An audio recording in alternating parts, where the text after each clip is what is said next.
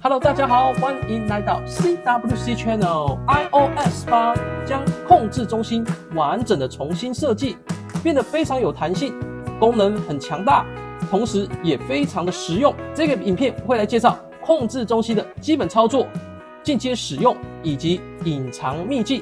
那所有的资讯内容也都会分享在本频道的网站上面，叫做 cwcchannel.com， 欢迎来参观。好，那现在这个影片马上开始。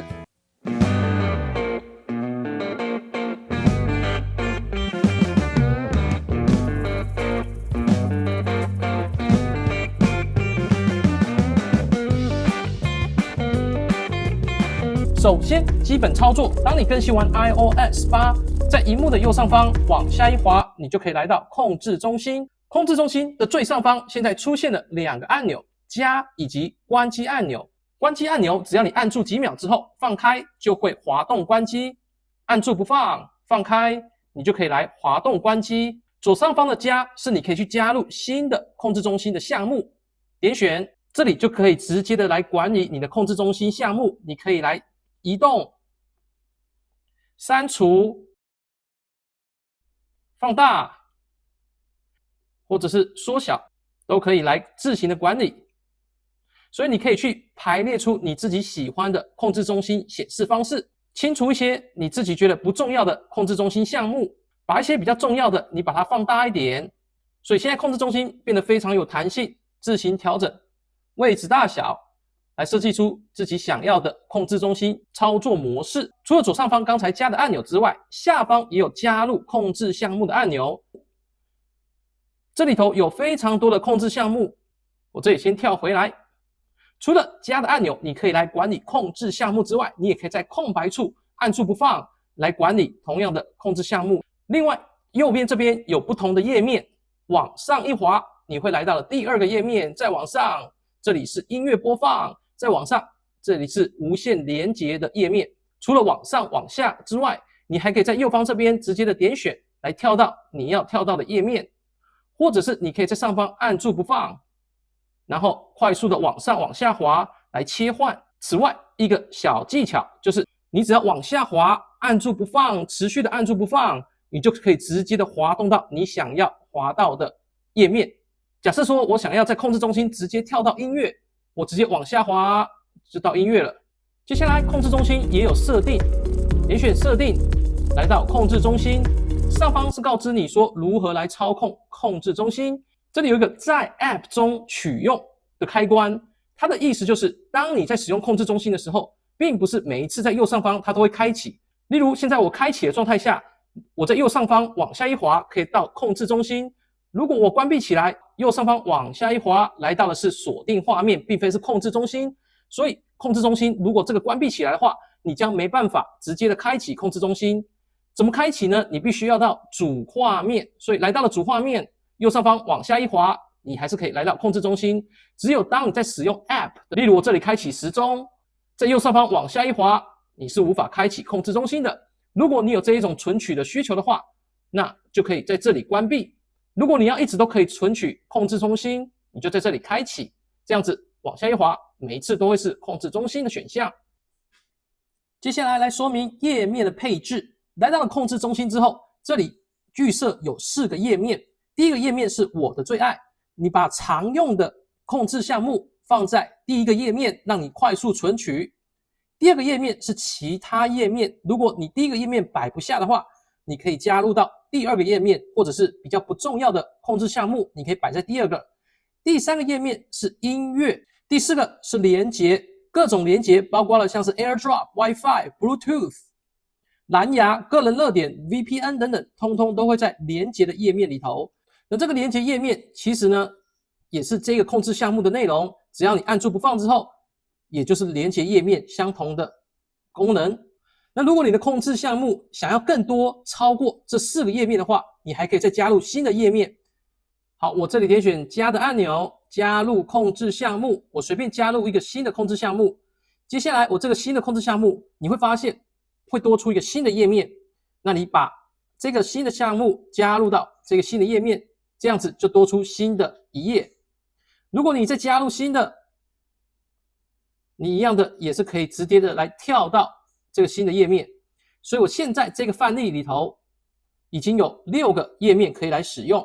如果你不要其中的其他的页面的话，你可以把它移除掉。你只要把不要的页面把它移回到另外一个页面里头。那这样子情况下，由于这里是空白，它自己就会删除掉了。但目前 iOS 8并没有办法去更改顺序。如果我的音乐想要放在第一个，是没办法直接做更改的。那看看之后的更新有没有办法来做这种页面的更改顺序。接下来说明加入控制项目，按住空白地方，点选加入控制项目，类别非常的多，所以如果你要搜寻某一个控制项目的话，你可以在最上方这里点选搜寻，搜寻之后你就可以加入你要加入的控制项目。所以待会在介绍的控制项目内容的时候，如果你有找不到的，请使用搜寻。我要先以我的最爱来当做是一个示范，说明这里头的控制项目有哪些。声音你可以直接调整大小声，或者是你按住不放，有更大的画面可以来调整。那如果你有耳机连接到你的手机，那这时候呢，这里的音量将会是耳机的音量。例如我现在戴上我的 AirPods Pro， 当我的耳机连接到我的手机之后，音量就出现了我的 AirPods 的图示，按住不放。那这里就可以控制 AirPods 的一些功能，像是噪音控制，里头还有通透模式、适应性模式以及降噪模式。我现在所使用的是 AirPods Pro 2， 那如果你是用 AirPods 或者是 AirPods Pro 1的话，功能会有所差异。中间这边是对话感知的功能，那如果有空间音讯的话，那在这边也可以开启。下一个是亮度，亮度可以快速的调整你的萤幕的亮度。按住不放之后，这里头还可以点选夜览模式，是抗蓝光的一种模式，所以在晚上如果你开启手机，这种夜览模式是推荐使用。这里可以取消。深色模式你可以也在这里做切换。那另外深色模式在这边我也有加入一个快捷的按钮，我点选也会直接切换到深色模式，不用特地到亮度这边。第三个是大小，这个大小是有秘技的。例如在这边我按住不放，你可以选择只限目前所使用的应用程式，或者是所有的 App。 我目前在使用的是主画面，因此在这边我按住不放之后，它只限主画面，所以我调整文字大小，它所调整的是主画面，包括控制中心里头的字体大小。你看现在变得超级大的，那我现在把字体大小调整回来，它就跳回来了。所以在这边我可以选择特定的。另外一个例子是我在使用 Safari， 我来到了设定这边，这是预设的字体大小。在 Safari 里头我开启了控制中心，按住不放，这里就变成只限 Safari。 所以我现在把字体调的大一点，回到了 Safari， 我的字体大小就变成很大的字体。所以我可以选择特定的 App 来调整字体的大小，调到最小。那我回到 Safari， 这里就变成很小的字体。右边这个是所有的 App 通通通用，但这里有个限制，最大只能到 135%， 所以如果你要套用所有的话，它最大只能到135，所以像是这样子。那我回到了我的 Safari， 它现在135是这样子的大小。所以有2个选项，限定某一个 App 或是所有的 App 可以使用，这个小技巧可以学起来。接下来第常用的是照相机，点选下去就来到照相机。一个小技巧就是当你按住不放之后，如果你要自拍，可以点选录影人像或人像自拍，快速的在这里切换。接下来是静音功能，如果你想要听到铃声，请开启，不要的话，你这里可以用静音模式。连接跟控制中心的这里的连接是一模一样的，这个连接里头你可以快速的去开启你所想要开启的内容、飞行模式等等。但是当你按住不放之后，你就可以跳到这一个连接的画面。这连接画面里头，你可以选择你想要的连接内容，像是蓝牙、WiFi 或者是 AirDrop。接下来是手电筒，如果你的手机有支援动态导的话，当你点选手电筒会开启这个动画，往左往右是宽度，往上是强，往下是弱。所以透过这2个维度的调整，你可以客制化出你想要的手电筒亮度模式。接下来我常用的这个是计算机，你可以参考本频道介绍 iOS 8的影片，里头有介绍计算机的新功能。右边这个是萤幕输出，如果我想要投影到我的 Apple TV 上面，或者是我的电脑上面，在这里都可以直接的输出。那这个萤幕输出你也可以按住不放，直接点选即可。好，接下来这个是码表，打开直接开启码表，或者是如果你想要用闹钟的话，按住不放也可以直接制作闹钟，启动码表或者是启动计时器，这有快捷的功能。这个是低耗电模式，如果你手机快没电了，你可以开启低耗电模式，来确保你的手机耗电量不会变得太快。左边这边是专注模式，你按住之后呢，你可以看到你之前所设定的专注模式有哪些。如果你要新增，点选加的按钮；如果你要调整，点选3个小点点设定，你就会来到你的专注模式，来调整你专注模式的设定内容。萤幕录影，如果你按住不放之后，下方有麦克风。如果你要录影，而且要有声音的话，请确定麦克风要开启的情况下才开始录制，这样子你的萤幕录影才会有声音。钱包，如果你有使用 Apple Card 或是 Apple Cash 的话，你可以按住不放之后来看预设的卡片、上次的交易以及直接支付的功能。这个是锁定手机的萤幕，如果你取消掉方向锁定的话，如果你的手机是横向的模式，它将会切换到横向，像是这样子。如果你不希望能够切换到横向，你希望把它锁定起来，那这里方向已锁定，你要开启。那这样的情况下，如果你的手机是横的，它也不会切换成横的。这个是 Apple TV 的遥控器，如果你有使用 Apple TV 的话，选择按下去之后，就可以来切换到遥控器的功能。右下方这个是录音备忘录，如果你想要录音，偷偷录音，你就可以用这个功能，它就直接的录音了。好，这里就是我个人所有常用的控制项目。接下来下一页，这个是一些秘技，我待会再做说明。下面这个是跟声音有关的，我全部汇整在同一个页面里头。上方是音乐的控制器，我可以来快转、大小声、播放，还有加入喜爱。那另外下面这边有包括了刚才的静音模式。音乐触觉回馈是当你开启之后，你在播放音乐的时候，你的手机会跟着一起震动。有关于音乐触觉回馈，可以参考本频道的辅助使用的影片，有介绍这个音乐触觉回馈的功能。那这里可以直接开启辨识音乐，当你在播放音乐的时候，你可以点选辨识音乐，它就会来听音乐，然后告知你这是哪一首歌曲。即时聆听，待会说明。背景声音是可以透过 iPhone 来播放一些背景的声音，像是这样子。这个声音是可以做调整的，按住不放之后，这里有很多的选项可以选择。刚才的是夜间，我现在改成海洋、火焰、河流、下雨。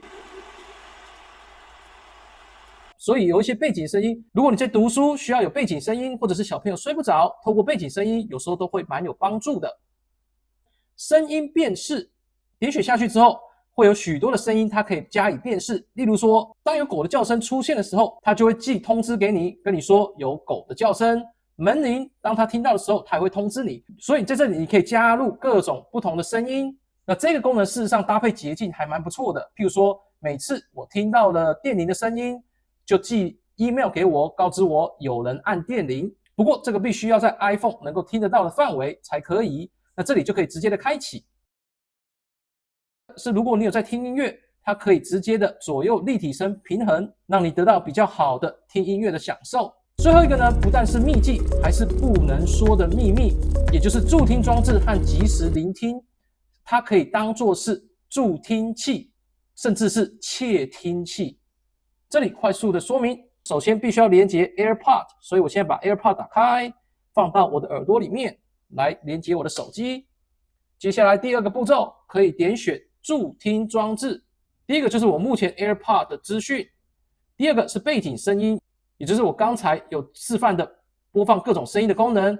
如果我开启之后，我这里就可以在耳机里头听到我的背景的声音。第三个耳机调节，就是可以让你的耳机变成助听器的功能。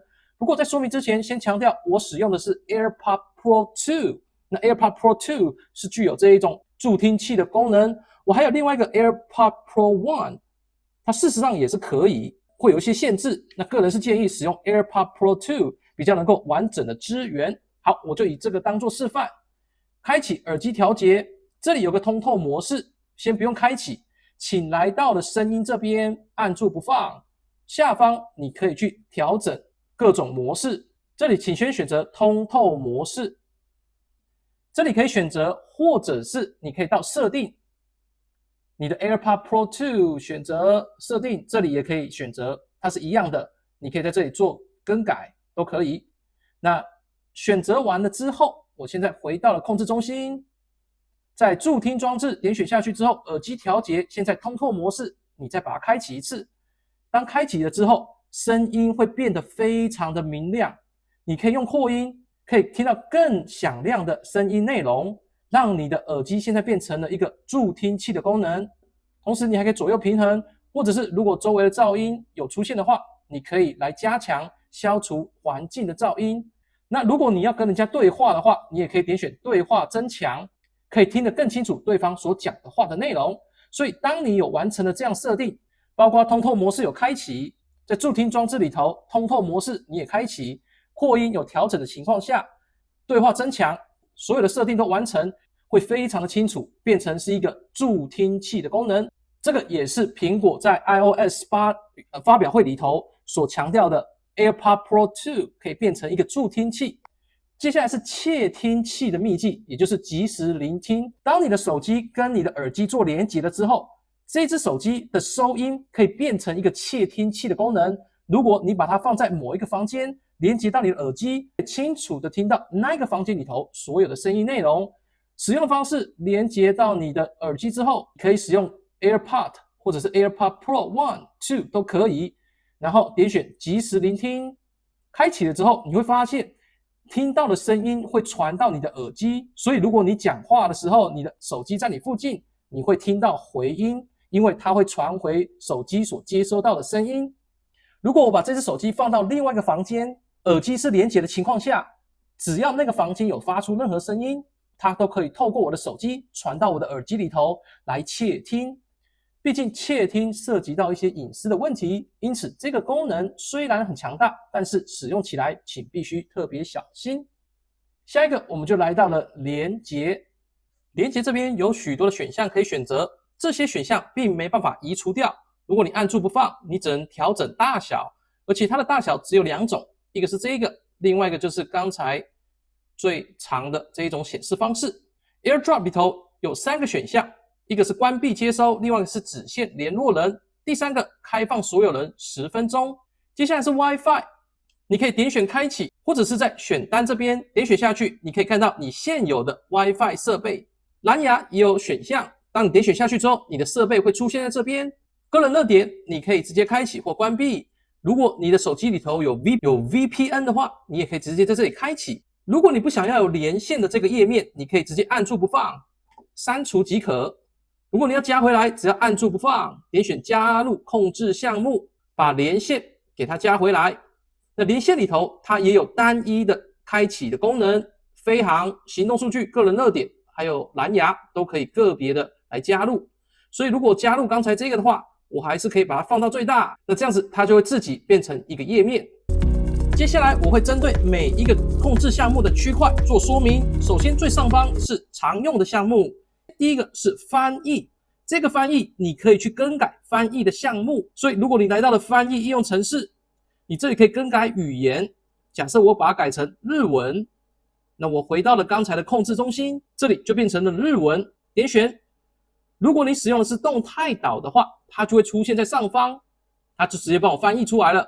如果你的手机没有动态岛的话，举例来说，我的另外一只手机 iPhone 13 Pro， 这只手机并没有支援动态岛，这种情况下，如果你点选翻译，它会去开启翻译的应用程式。接下来下一个家庭，如果你有使用家庭的配备或者是情境的设定的话，它这里就会出现配件或者是情境的选择。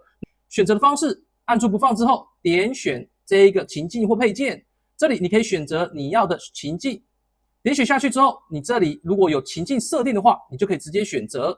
请来到家庭应用程式，下方有自动化，你必须要设定好自动化，或者是右上方你点选加的按钮，你可以加入配件、加入情境。设定完之后，有家庭设备可以使用的时候，这时候来到了控制中心，按住不放，点选，你就可以来选择你设计好的情境。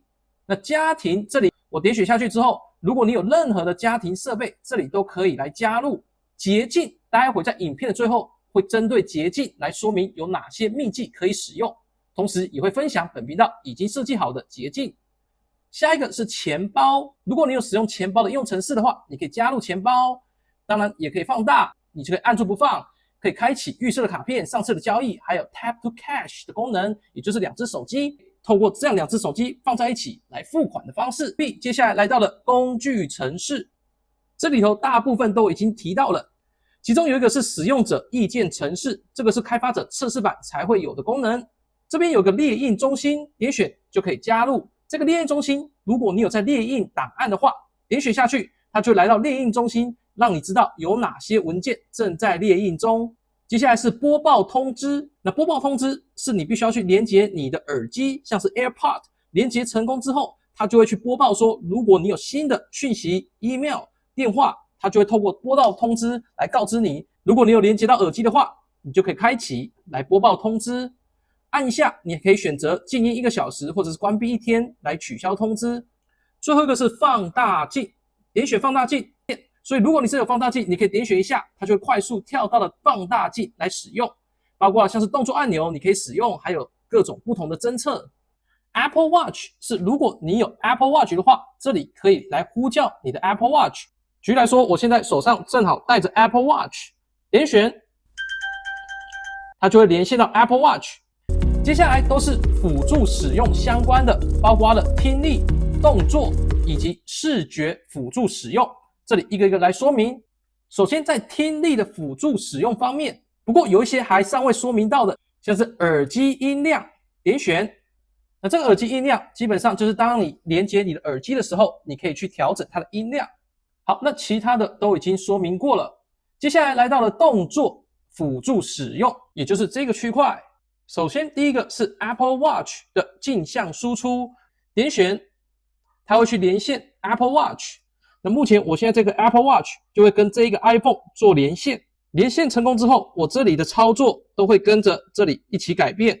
我按下去，它就跳到这里来，我点选码表，这里就会开启码表的功能，所以它有镜像输出至附近的装置。点选下去，如果你附近有什么装置的话，它会去连线。例如我这里有 iPad Air 在我的附近，我点选下去，我就可以控制我的那一台 iPad Air。来到了主画面，到了控制中心、提醒、Siri 等等。接下来辅助触控，点选就会有辅助触控的小白点跳出来。辅助触控是你必须要先做好设定。你来到设定、辅助使用，下方这里有触控、辅助触控，点选开启辅助触控的小白点就会跑出来。这个小白点你可以制定最上层选单。点选下去之后，这个就是它的选单内容。那现在控制中心可以直接的来开启那个小白点，开启辅助触控。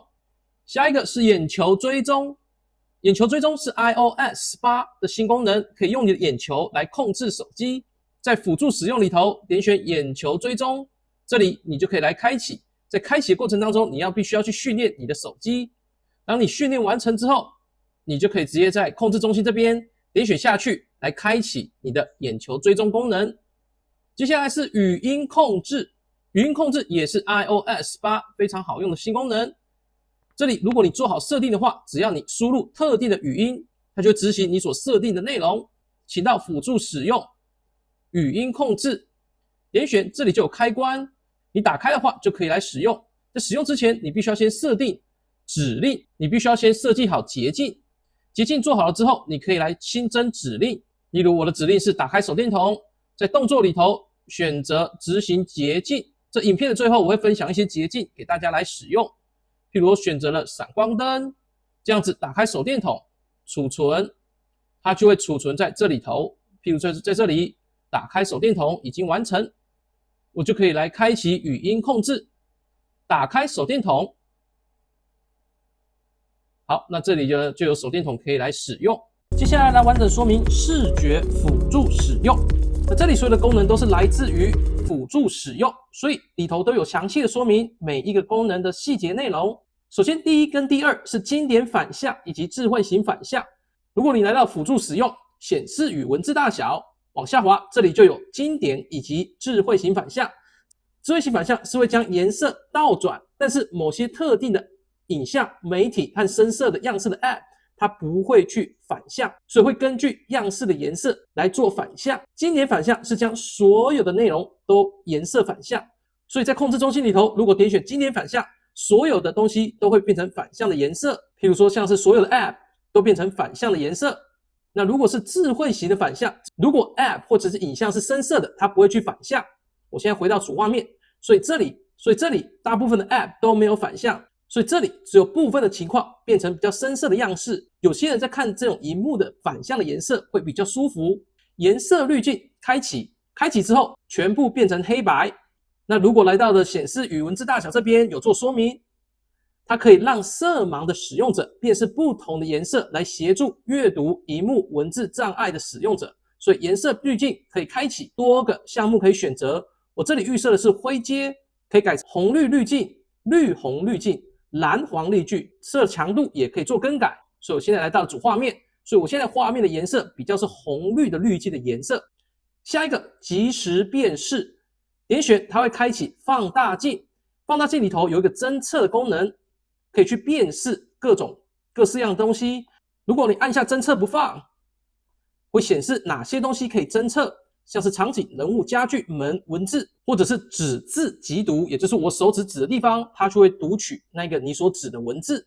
所以你如果开启这个功能，拿着你的手机去扫描不同的东西，譬如说门的时候，它会显示出门在哪边，距离多少。下一个是增加对比，点选开启，萤幕的颜色会变成对比的强度会更强。你可以看到这些图示的颜色变得比较不一样。如果把它关闭，它就会跳回原本的状态。下一个是车辆动态提示，在 iOS 18里头加入了这个新功能。如果你在会晃动的交通工具上面看手机的话，有时候会很不舒服，头会晕。那现在可以点选车辆动态提示，可以自动或者是开启。开启之后，你会发现在萤幕的右边出现了6个点点，会根据你所在的位置的移动的情形，跟着一起浮动。这种根据物体移动位置而浮动的效果，可以减少头晕的现象。接下来是减少动态效果。iPhone 手机在切换不同的页面的时候，为了能够变得很美观，会有一种动态效果的产生。这种动态效果事实上会比较耗电，而且有些人这种动态效果用久了会觉得不舒服，所以这时候你可以开启减少动态效果。举例来说，我现在是开启的状态，我的浏览器，这个就是一个动态效果。当我关闭起来，这种减少动态效果，我现在把它开启，它就不会有动态效果的产生。所以我现在再点一次 Safari， 它就直接开启，并不会产生这种动画的切换。我现在关起来，它直接关起来。另外一个是减少透明度，譬如说我现在的控制中心后面可以看到背景的颜色，如果不要的话，可以打开。这种减少透明度，据说也是比较省电，所以现在后面已经看不到背景的颜色。我开启，那背景的颜色就跑出来了。接下来是降低白点值，手机上面有许多的白点值，为了增加它的亮度。现在如果你不喜欢这种亮度太高的现象，你可以开启降低白点值，你会发现你的萤幕变得比较暗一些。那有些人觉得这一种的降低白点值的效果很舒服，特别是在阳光下面在看的时候，反而看得比较清楚。那这时候你就可以打开这种降低白点值，在室外必须要开启，在室内就把它关闭起来。接下来是旁白，这个旁白建议不要使用，因为你开启之后很难关闭，它会一直不断的讲话。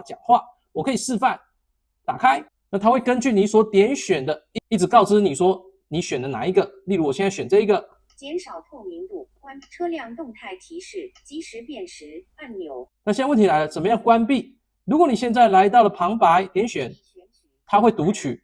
那现在如果要关闭的话，你给它点2下，然后按住，就可以关闭。那另外一个关闭的方式就是你用一只手指按住，然后另外手指再点一下也是可以，像是这样子按住，然后另外一只手指点选，这样子辅助的方式也是可以来关闭。接下来是缩放，点选，它会开启的放大镜的功能，它可以根据你所选的位置来放大内容。那这里你可以去调整，下方有一个按钮，点2下，你就可以开始控制器，这个是显示控制器，你可以拉近、拉远，你可以调整镜头来让它变得更大一点，然后你可以选择滤镜，来让它变得不同的颜色，像是灰阶。如果要关闭，回到控制中心，点选缩放，它就变回来了。下一个是朗读荧幕，如果你的荧幕上面有任何想要朗读内容的话，你可以开启。那这个朗读荧幕最好是搭配了语音控制器来同时使用。那以前本频道有一个影片是专门在说明这个语音控制器的，如果你有兴趣，可以看那个影片来了解如何使用这个功能，它可以帮助你学习语言。你在看影片的时候，如果影片的内容有很多闪烁的灯光，你可以开启调暗闪烁灯光，这样子当有闪烁灯光在影片里头的话，可以降低这种闪烁的刺眼情形。最后一个是悬浮输入，点选你就可以启用悬浮输入。它的好处是当你在打字的时候会有悬浮的字幕，例如所以我现在开始打字，你可以看到上面有个悬浮的字幕，我打 hello， 所以我打什么它就显示什么。所以这种键盘的悬浮的功能可以让你在打字的时候看到比较放大的文字。那这个悬浮功能的文字效果是可以调整的，请来到的设定，辅助使用，键盘与输入，点选悬浮输入，这里你可以调整颜色、字体的大小、字体的格式，都可以自行的选择来开启。显示的模式你要在顶端内文还是在键盘上方，调整你喜欢的，你就可以来使用。影片的最后来说明秘技，控制中心有许多的秘技可以分享。首先第一个秘技可以分享的是控制中心的横向模式。当你来到控制中心，请点选解锁方向，确定已经解锁方向了之后，要启动的方式非常特别。如果你在控制中心里头横向摆放，它并不会自动的跑出来，它要跑出来的话，必须要在横向的模式情况下才能出现。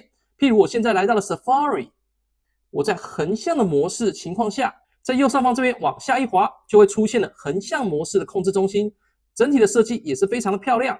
跳到其他的页面，第二个秘技就是善用捷径。控制中心现在可以加入捷径，只要你使用捷径加入的话，它会变得非常的强大。我的第二个页面有很多的捷径，那这些所有的捷径我都分享在本频道的网站上面，叫做 cwcchannel.com。 我总共分享了11个捷径给大家来使用，这里我就示范几个。你到了那个网站之后，你可以点选你想要的捷径，点选下来之后加到捷径里头就可以来使用。加入的方式我这里快速说明，在这里按住不放，点选加入控制项目，请来到了捷径，这里有2个选项，你可以选择捷径或者是打开 App。 那打开 App 我待会再说明，点选捷径它就加入了进来，接下来再点选一次，它会让你选择你要的捷径。我这里来使用连续闪光，这是我之前影片所分享的。点选下去之后，我这里就出现了连续闪光的捷径。现在我来到了控制中心，我只要点选连续闪光，它就会开始连续的闪光。这里有很多个可以使用，个人蛮推荐这个超强外挂。点选下去，里头跳出了很多的功能，让你快速的跳选。那这个功能是可以让你的相机去扫产品的条码。好，举例，我现在来点选扫条码，它开启了之后，我这里有个产品，我就可以透过我的相机来扫条码。扫完之后，它自动的会开启网页，它就可以让你知道说这个是哪个产品，哪里可以买得到。那除了捷径以外，你可以去连接 App。如果你有些常用的 App， 譬如说像是 Line、ChatGPT、Delta 模拟器等等，如果你常常使用，你就可以来连接 App 来开启。本频道还有分享一个捷径是控制中心的开启，那个捷径你下载了之后，你就可以将你的手机用各种方式来开启控制中心。除了原本的右上方往下滑这种方式来开启之外，你可以去连接动作按钮，如果你的手机有的话，所以按住它就开启控制中心。或者是如果你有连接背后点2下，它也会开启控制中心，或者是语音控制等等，很多方式都可以去连接这个捷径。希望这一集的内容包括了控制中心的使用、秘技以及各个不同控制项目的功能说明，对您有所帮助。如果你有任何问题，欢迎告知，也谢谢您的收看，别忘了锁定本频道来了解更多的 iPhone 功能以及秘技。谢谢您的收看，我们下一集再见喽，拜拜。